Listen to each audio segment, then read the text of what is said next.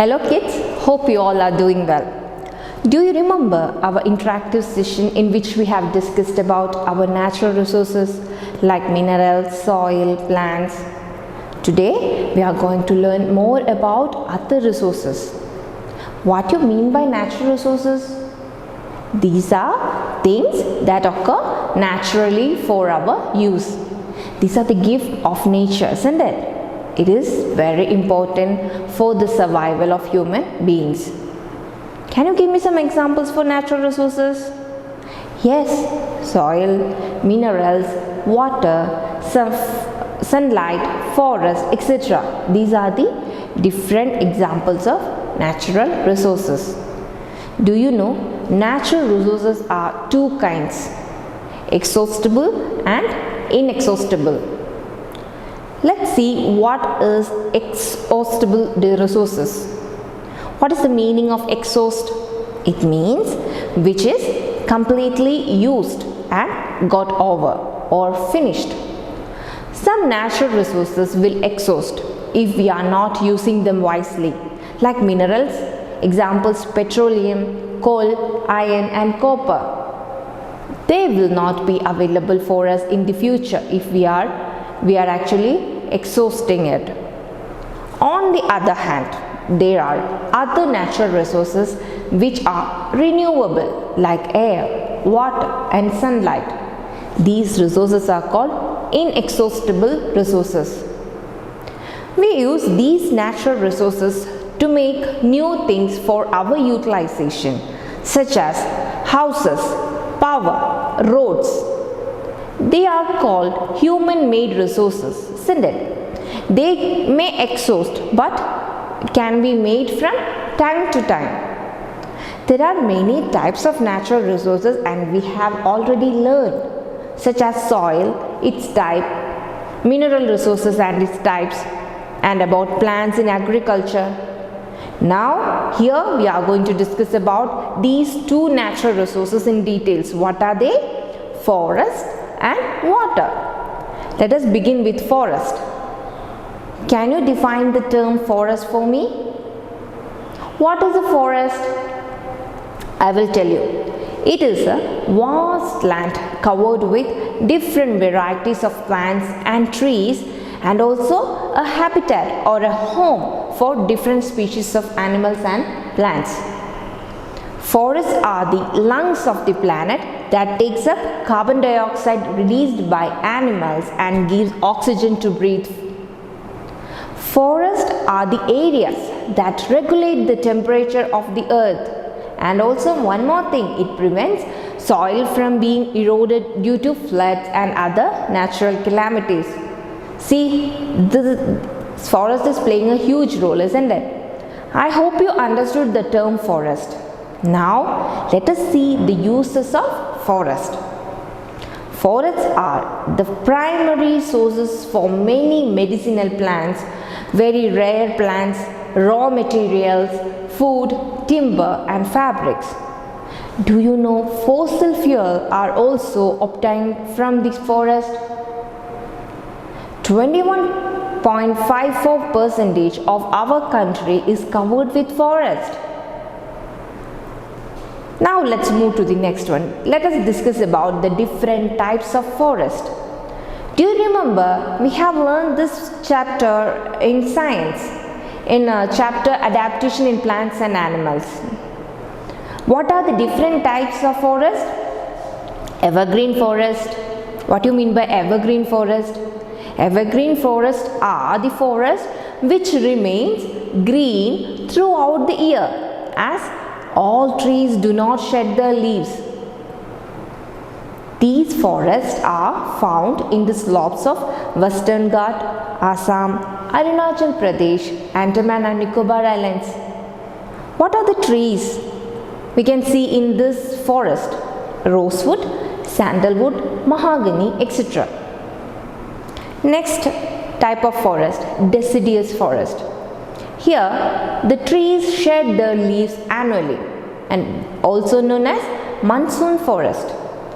These forests are found in the southern plateaus. Which are the trees we can see in this forest? sal, sandalwood, bamboo, etc. Next is about desert forest. Where we can see desert forest? Yes, it is in the western desert. Here we can see shrubs, and these forests is scattered, thorny and very short. They are also called thorn forest. Trees found in this place does not need lots of water. Do you remember in that chapter, adaptation of plants? In desert forest, the desert plants does not need lots of water, doesn't need lots of water. Examples are kikar, babul and palm trees. Next is about mangrove forest or tidal forest, where we can see these type of forest in the Sundarban Delta of West Bengal. Trees of these forests can survive both in fresh water and also in salty water. Due to the marshy land, the roots of the trees tend to come out of the surface. So that's the feature of mangrove forest.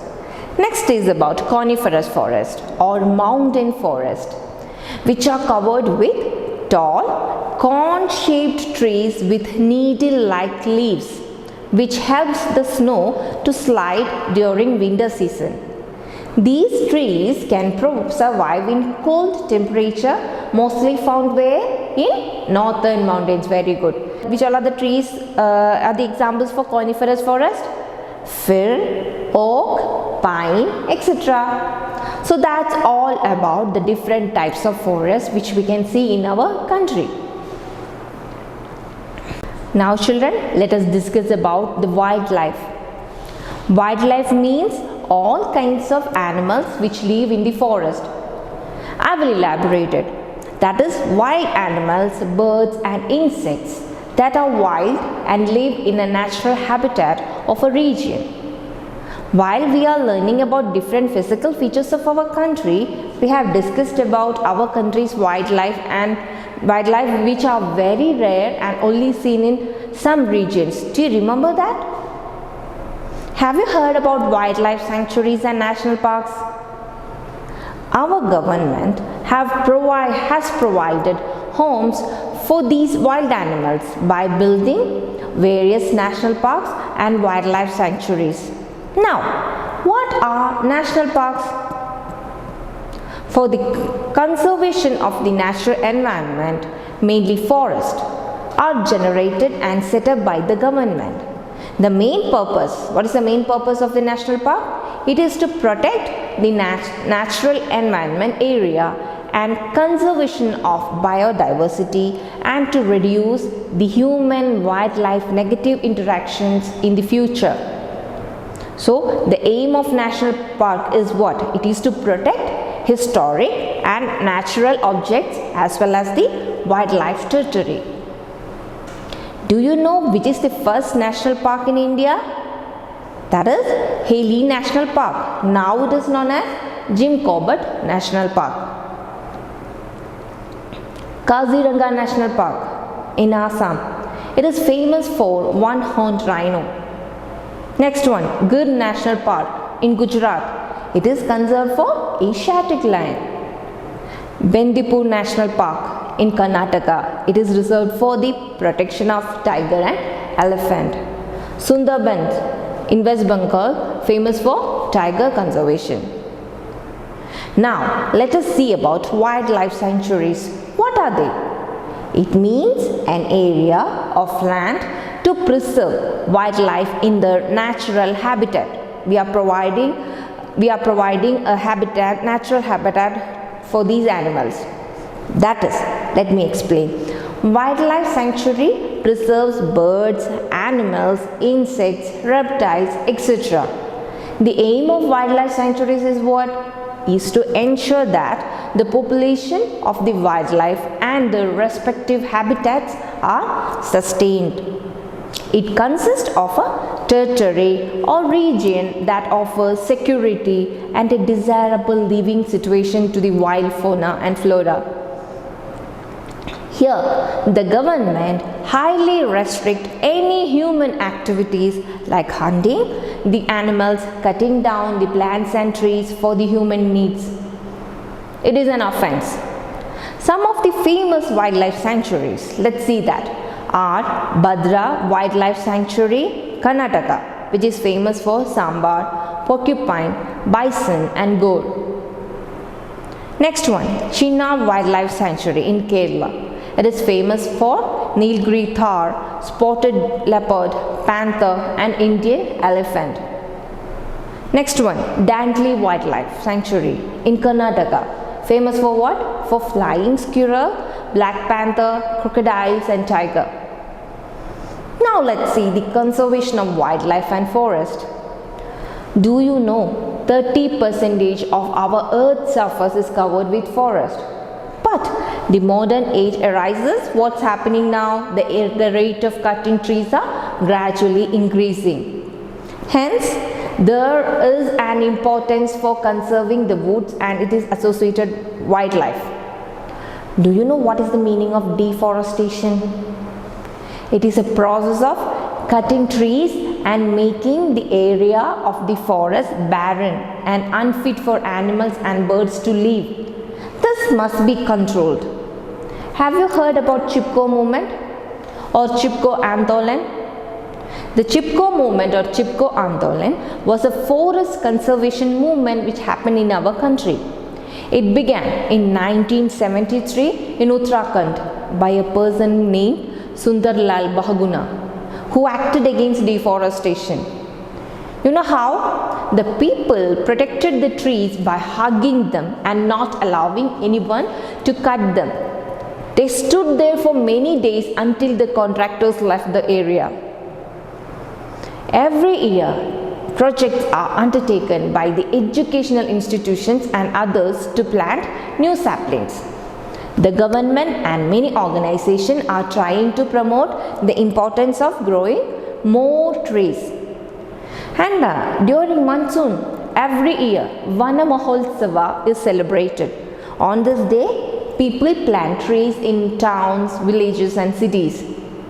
So that means conservation of wildlife is the responsibility of the citizen, isn't it? Wildlife sanctuaries and national parks not only provide a home for them but also prevent and protect them from getting killed by humans. This helps in the survival of the endangered species of our country. So that's all about the forest in India. Now we are going to discuss about the next topic, that is about water resources. Do you know more than 70% of the earth is covered with water? What are the sources of water?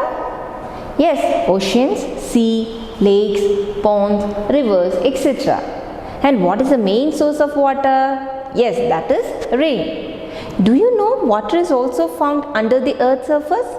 And what it is called? It is known as groundwater. There are plenty of water on earth's surface, but still we are facing water scarcity. Why? It is because most of the water found on earth is unfit for drinking. That means the water in oceans and sea are salty water. And only 3% of water found on earth is fresh water. It is found where? It is found in streams, lakes, ponds, rivers as well as under the ground. I told you earlier the main source of water is what? Rain. Rain is the main source of water and the farmers of our country completely depends upon rain for irrigating their farmlands. We know rainfall occurs only for 2 to 3 months. In some places they receive very little rain or no rain. So for irrigating the farmlands, what all are the sources? Let's see the different sources of water for irrigation. The first one, well. People dig wells to bring underground water to the surface for daily household activities. Have you heard about tube wells? It is a water well which has a tube or pipe fitted to the groundwater source and the water is pumped using electricity or diesel. This water is mainly used for irrigation and household works. The next term, dams.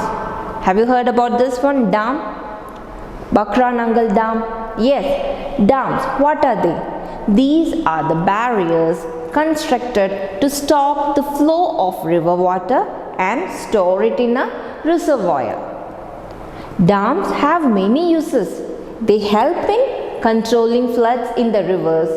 The stored water can be used for irrigation, the other point, and we can produce electricity and helps in development of fishing and navigation.